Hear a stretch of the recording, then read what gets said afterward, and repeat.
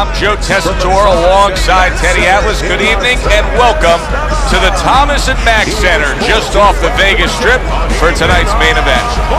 12 rounds in the welterweight division between these two great warriors. The Dragon's making his way to the ring right now. Boy, and he's not bashful at all, is he? Look at him, confidently making his way down for this contest.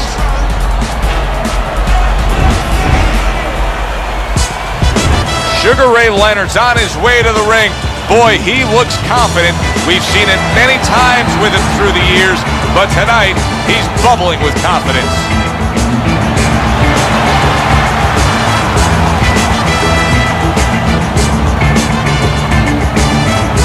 Introducing first, fighting out of the blue corner, the Dragon.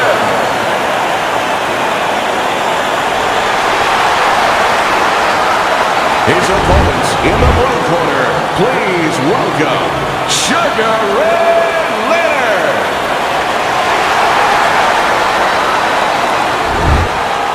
All right, guys, listen up. We went over the rules in the dressing room. Let's have a good, clean fight. Touch them up. Everybody's been waiting for these two to meet up. Now they do, as round one is underway. We expect a high work rate among these two fighters. Now, do you want to see that same work rate throughout the whole fight? Or is that your expectation? I'd love to, because we'd be having a good time and our fans, they're going to enjoy it.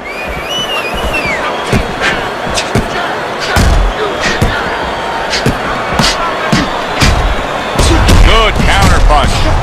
Oh boy, look at this. Right from the get-go, they go after one another. They remind me of my 15-year-old son going to the dinner table.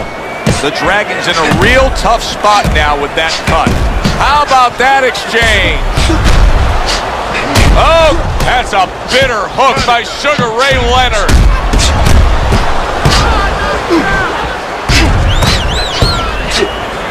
That's great stuff. He fires one right back after taking one. Gotta love the work by Sugar Ray Leonard. Throws a counter punch there. Here's one for you now, he says, right back with the left hand.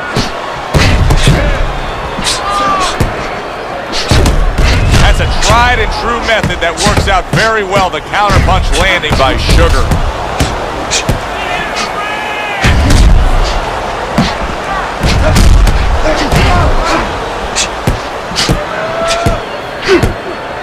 And coming upon the halfway mark of this 3-minute round.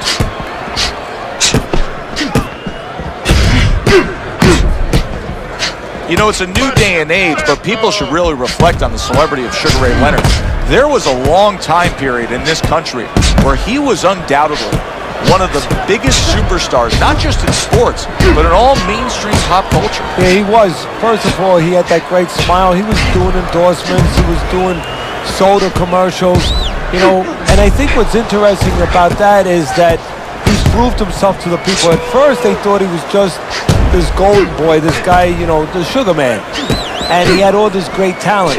But then, after the first Iran fight, he showed everybody that he could roll his sleeves up, you know, that he could get down and dirty, that he could be just a regular guy, a guy that you could count on, not just a guy that was privileged with great talent.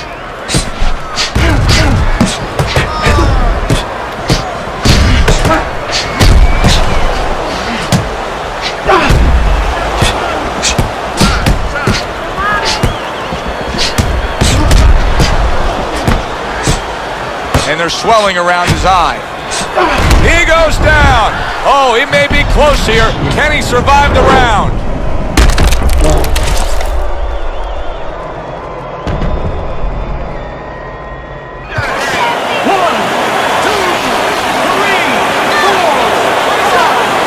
And Sugar Ray Leonard goes down, and now and he catches a lucky break. Saved by the bell here at the end of the round, Teddy. Yeah, right away you're thinking, you know, where do I spend my time right now? You want to tell him things that can help him, but he is really groggy right now, so you got to get him clear-minded first.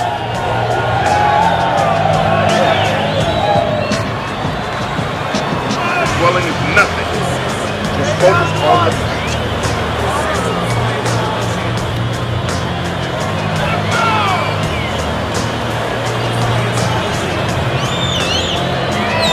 got to find a way to get through the early goings here of this round. Remember last round, he went down. He was on the canvas. Now look, he wants to tie his opponent up. That's the best way to get through it right now. But what he doesn't want to do, Joe, is to reach in there, reach out to grab his guy, and then he leaves himself open. He's got to make sure that his opponent's close enough where he goes to grab him, he's not exposing himself to get dropped again. See, the defense pays off as he gets rid of that downstairs. The Dragon's vision is being compromised here. That swelling around the eye is worsening as the fight continues. Well, right now, he has to use every advantage he can. You're right. He's at a disadvantage. So now, he has to position himself in the ring, every inch of that ring, where he keeps his opponent in a place where he can't throw punches towards the bad eye, where he positions himself where the good eye is always in a place where it can be used.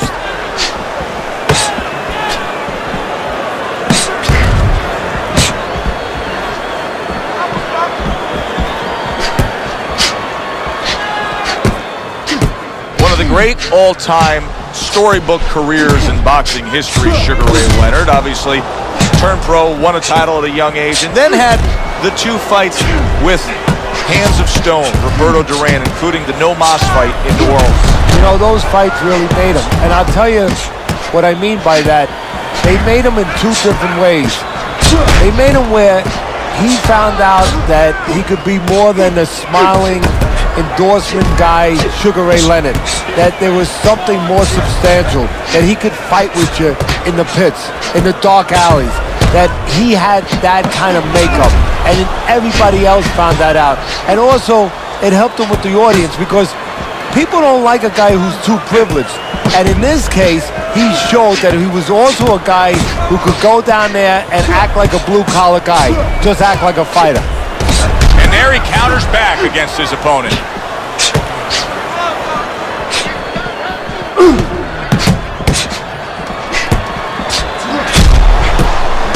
Good counter punch.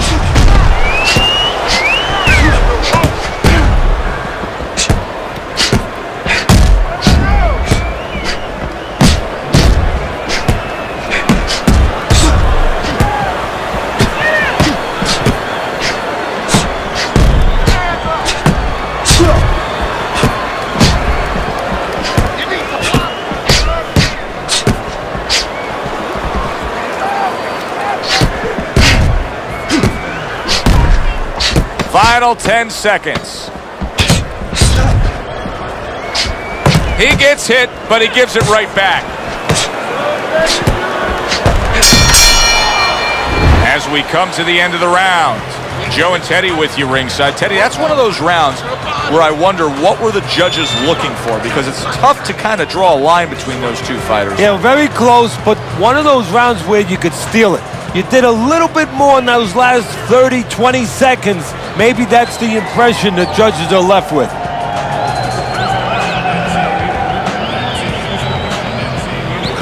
worry about it. Don't worry about it. We'll take care of it. That is nothing. A small cut, nothing. Don't worry about it. You just focus on the fight. We'll take care of this, brother. And round number 3 is underway. What do you think the right time is to stop a fight under circumstances like this? I mean, the swelling around the eye is getting really bad. Well, part of it is he getting caught with punches clean that he would keep getting caught with if the eye wasn't in that condition. That's where you start right there. Is his defense been impaired that much to that degree? Sugar's box is not going to the body at all. He'd be so well served to do it, though, Teddy. Yeah, but his opponent doesn't want him to. So, he doesn't want to go against what his opponent doesn't want him to do. Because his opponent would love him to keep throwing to the head because, he can see those coming. He can move and avoid them. Body shots, your head moves, but your body doesn't.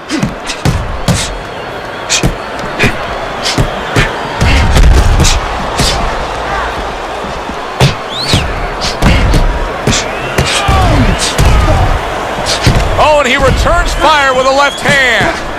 Both men accurate with their hooks against each other. Protecting his head well with his guard.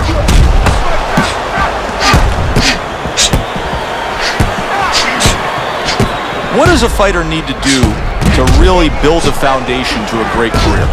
Well, first of all, they have to have the desire to have that great career. There has to be something in them. There has to be coal in that furnace to burn, and to burn later on. Maybe something happened to them in their life. Maybe through their parents, maybe through neighbors, maybe through coaches. Somebody told them they were never going to make it. And they go in their mind that they're going to find a way to make those people walk. He takes a shot and then commits to giving one right back. That's a tried and true method that works out very well. The counterpunch landing by Sugar. Sugar Ray Leonard's fully committed to utilizing the jab, and I think it's working out well for him early on. Well, it is. It's kind of like, you know, sending static out there. You want to scramble somebody's radio signal. You know, that's what the jab does. It scrambles your radio signal, or at least in boxing terms, it throws the other guy's rhythm off.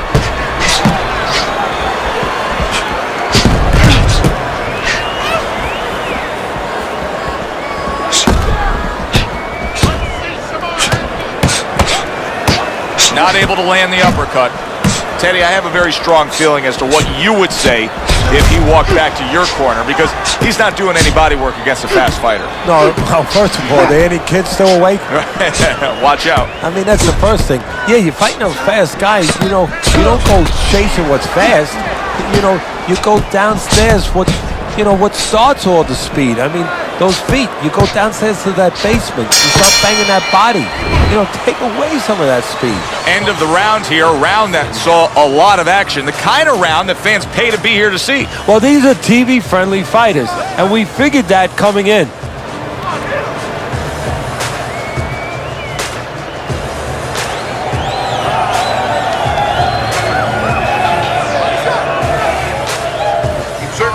Certainly don't stand in front of him. Relax. You're doing great. Keep the pressure in. Keep it on and no need to be excited. You're doing great. Here we go with the fourth round. Blocks it away. He's bleeding from his cheek. Able to counter that attack.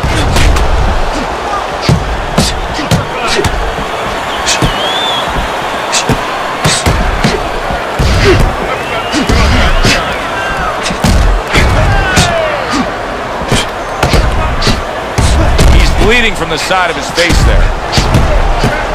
The Dragon's proving to be elusive.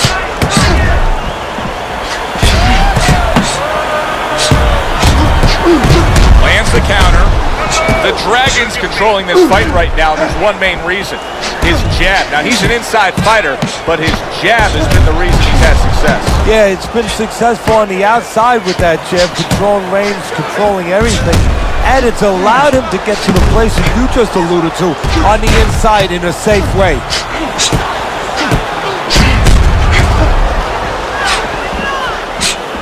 He took a go of it to the body, but came up empty.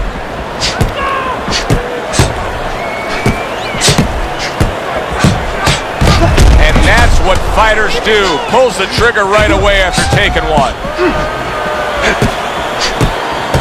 Keeps his hands up defensively, protecting the head. There it is!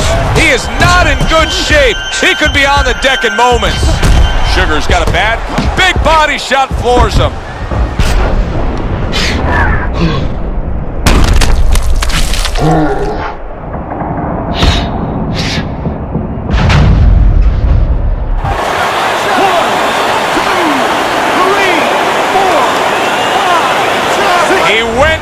From a big shot, now he's got to have some big guts to move along. You're going to find out exactly what he's made of.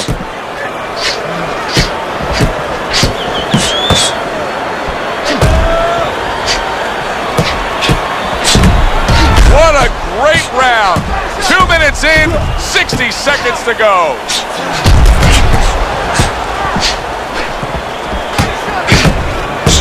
Good defensive skill. The ref stops the fight. Sugar Ray Leonard's earned himself a TKO win. The ref steps in and stops it. Your winner, Sugar Ray Leonard is your winner. winner by TKO, Teddy. He did a great job. From the beginning to the end, there was never a doubt. For